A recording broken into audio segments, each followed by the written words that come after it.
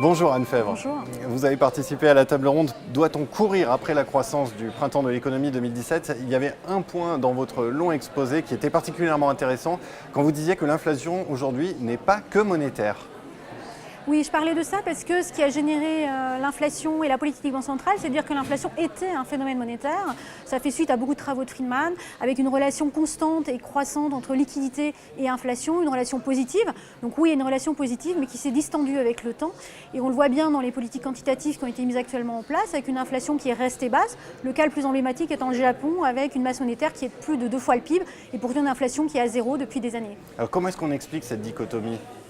Alors c'est toute la problématique où finalement la liquidité va à la banque centrale mais ne revient pas à l'économie réelle. C'est le problématique dans lequel est la BCE aujourd'hui, elle achète des obligations sur le marché, c'est toute la liquidité, mais on voit bien que ça ne se transmet pas en investissement, en consommation. Or l'inflation, c'est finalement la demande de biens des agents qui rencontrent une offre.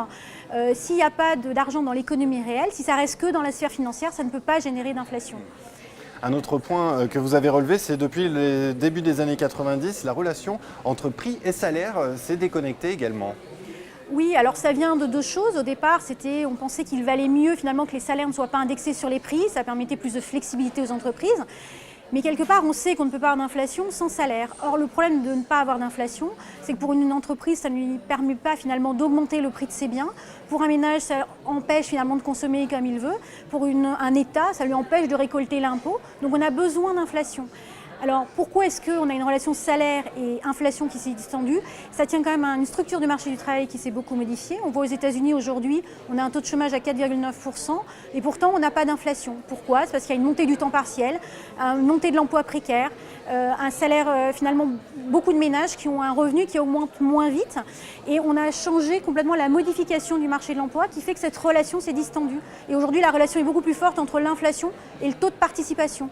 Le taux de participation, il dépend de l'employabilité de la population, il dépend aussi de la structure de la population. Donc on sait qu'on a des populations vieillissantes avec un taux de participation qui baisse avec l'âge. Au final, ça fait une relation inflation-salaire qui s'est modifiée. Alors qu'est-ce qu'on peut faire pour essayer de réactiver un peu l'inflation? Qu'est-ce qui nous reste à portée de main? Moi, je pense que quelque part, l'inflation, ça ne se décrète pas. Encore une fois, c'est la rencontre d'une demande et d'une offre. Aujourd'hui, on a de la surcapacité mondiale, donc une inflation qui est faible globalement, parce que l'offre existence face à la demande est inadéquate. Un bon exemple aujourd'hui, c'est le prix du pétrole. On voit bien que le prix du pétrole est passé de 20 à 50 le jour où l'OPEP a dit « je réduis mon offre ». Mais pourquoi elle a dû dire ça? C'est parce qu'en face, on n'a pas la demande. Donc comment faire finalement pour avoir plus d'inflation demain? C'est recréer des conditions d'une croissance et d'une demande plus forte. Merci beaucoup Anne Fèvre. De rien.